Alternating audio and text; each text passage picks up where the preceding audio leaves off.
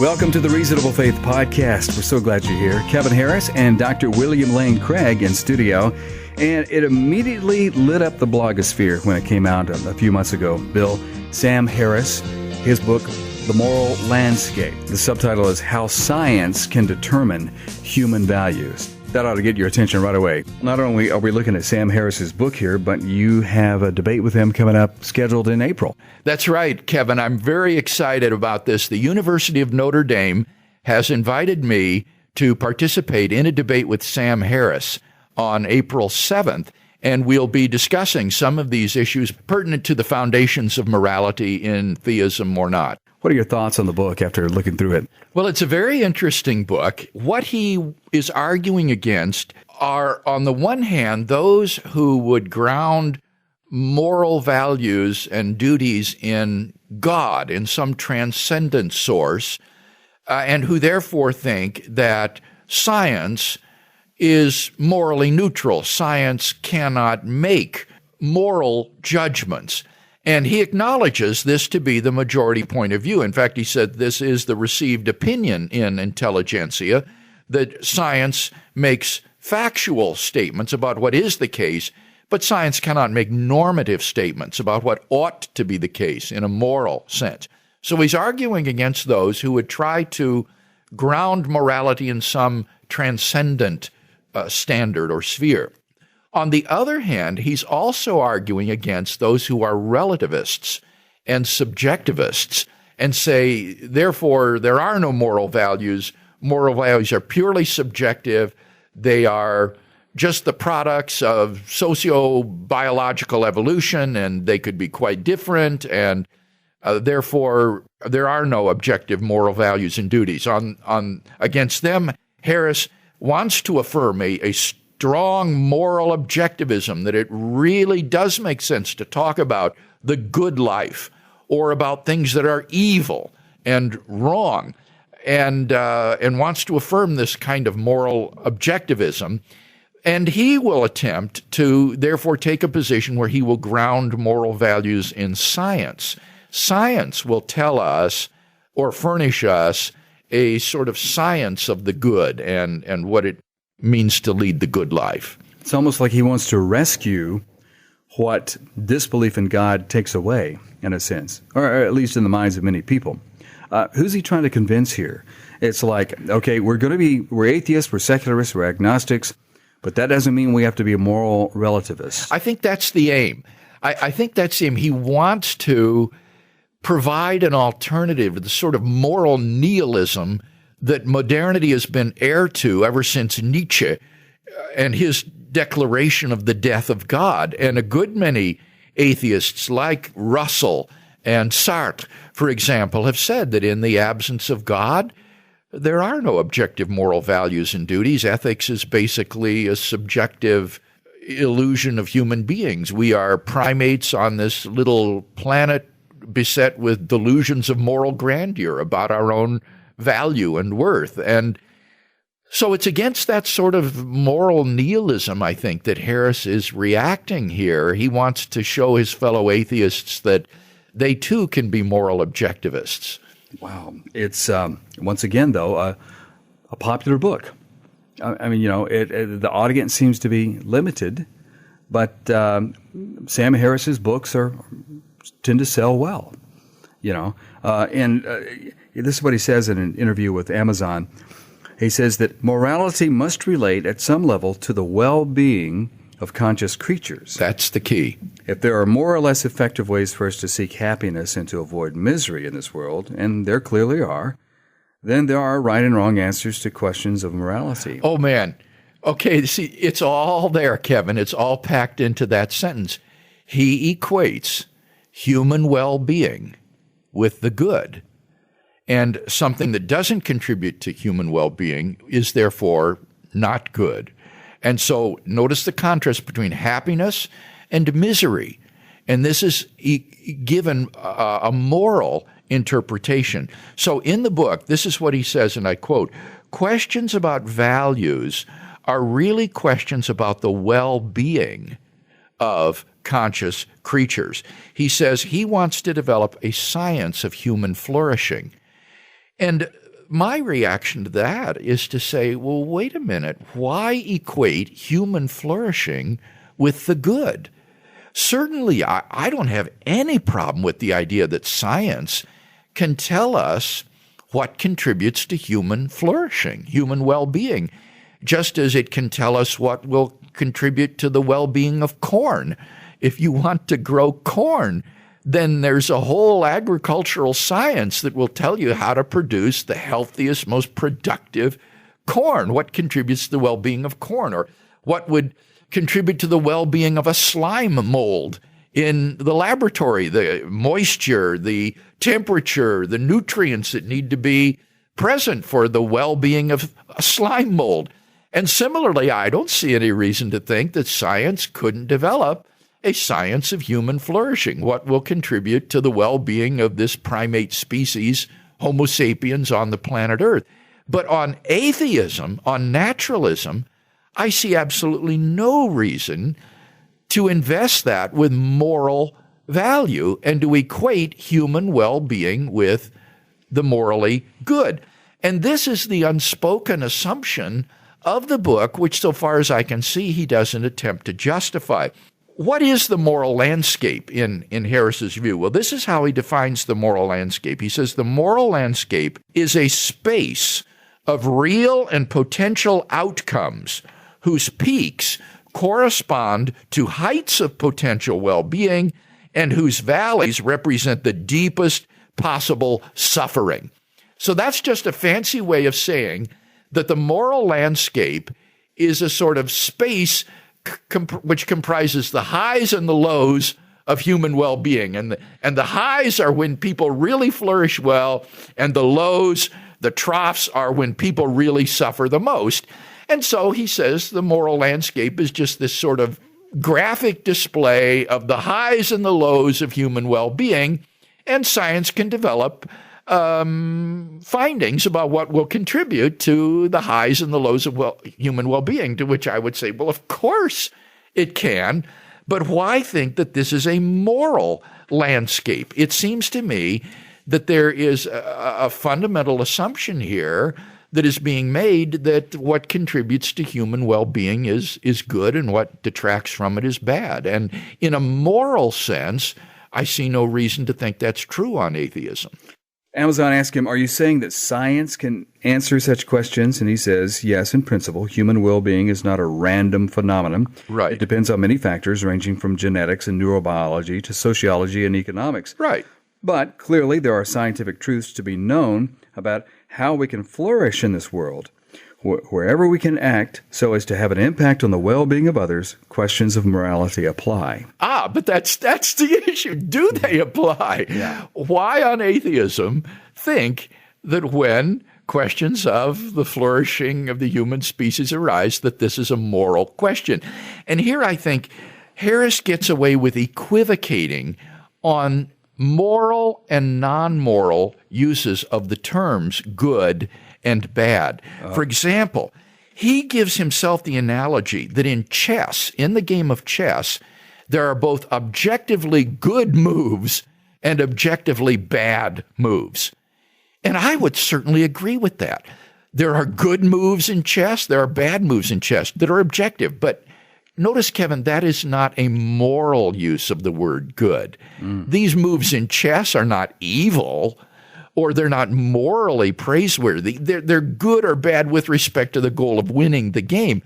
Similarly, we can say that the landscaper you hired to do your yard did a good job on the landscaping, or he did a bad job.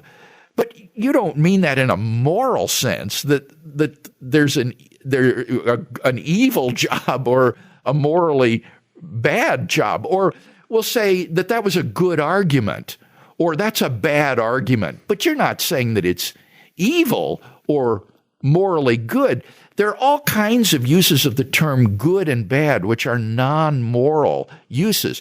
And so let's contrast moral good with what would the other be? Logical good? Well, I think there's a variety. One would be pragmatic goods. I think that very often they're goods with a view towards some goal.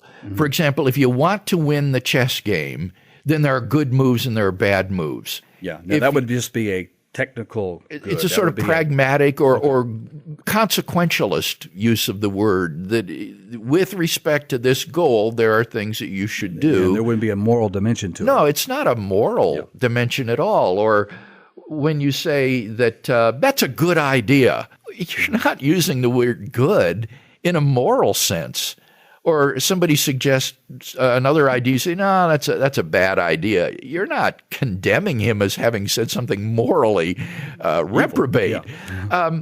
So there are clearly lots of ways in which we use these terms that are non-moral. And what Harris will do is he'll equivocate on this by giving examples of human suffering and saying this is a bad life, and examples of human flourishing and saying this is a good life, and then moving from that to saying that these are morally good and bad. And of course, on atheism, that is precisely the question that needs justification, or the position that needs justification. There is no explanation on his view for why human flourishing has the moral dimension of goodness about it. Interesting. Does he make the leap then between is and ought? What is and what ought to be? Yes, he does. And he deals with this in the book. He recognizes that the dominant view today is that there is this fact-value divide, and that from what is, as science describes it, you cannot infer what ought to be. But he says that this is illusory in three senses, and here's his three arguments as to why this is an illusory distinction. First, he says, whatever can be known about maximizing the well-being of conscious creatures must translate into facts about brains. So the flourishing of conscious creatures will translate into facts about brains. Well, whether that's true or not, that's irrelevant. That says nothing about the moral quality of why the flourishing of conscious creatures has this moral property of goodness attached to it. Secondly, says the very idea of objective knowledge has values built into it. For example, you must value logical consistency, reliance on evidence, and so forth. So when you say you have objective knowledge, you are making statements that have certain norms applied to them. Well, this, again, I think, is a good use or good example of this equivocation between moral and non-moral uses of the good.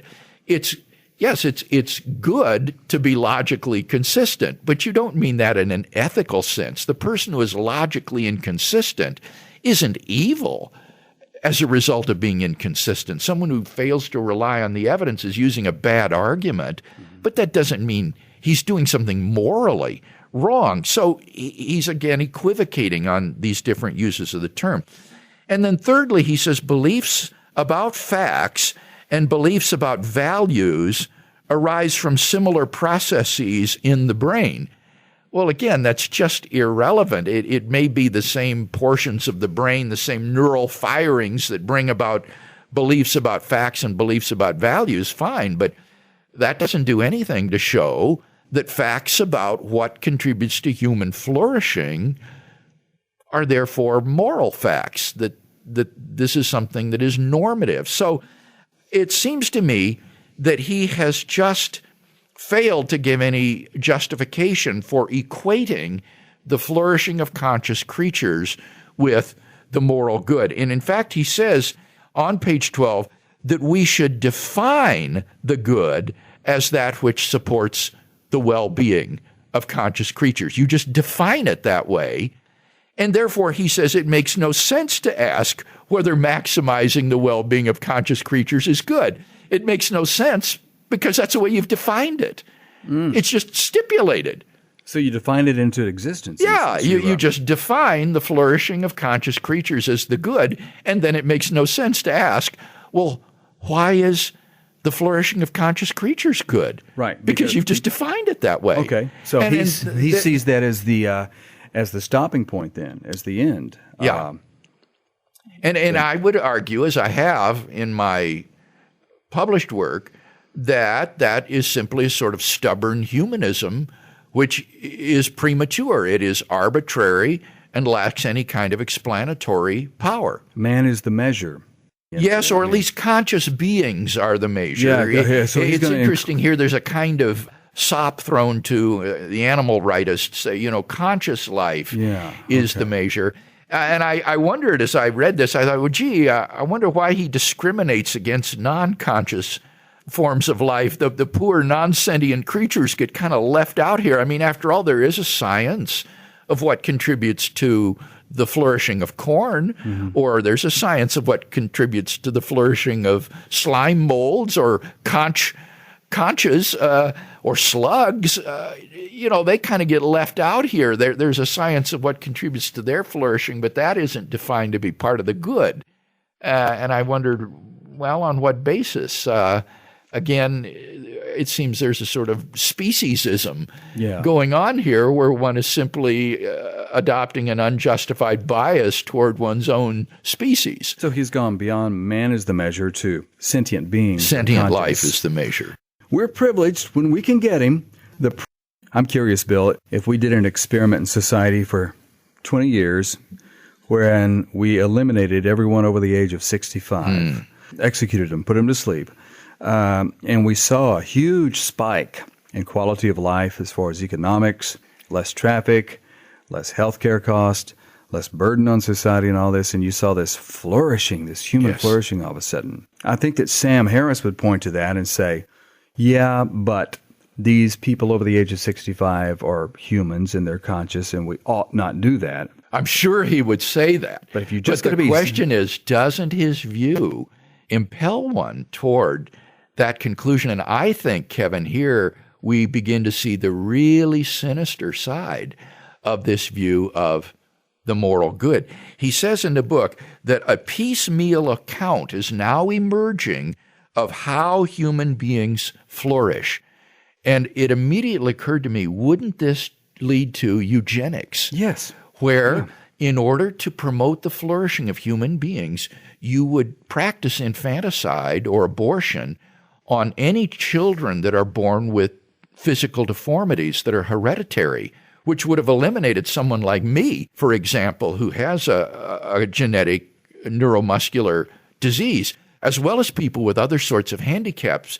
The vision of the eugenicist was to craft a kind of super race that would be free of all genetic defects and inherited diseases and would lead to this great flourishing of human beings at the relatively small cost of just eliminating these defective people. And so, what a nightmare. I think this is a very dark side to Sam Harris's ethic of human flourishing here. This is what I think. I mean, if you're going to go by strictly scientific measurements, it's going to lead to all kinds of things like that. Eugenics and eliminating undesirables, quote unquote, and things like that. Well, obese people, for example, and other sorts of undesirables would not contribute overall to human flourishing because it would promote more disease, more economic hardship on the rest of us, and so forth, as we have to support these people. Stephen Hawking would be one of the first guys to go. Oh, my goodness, yes. And there goes Hawking.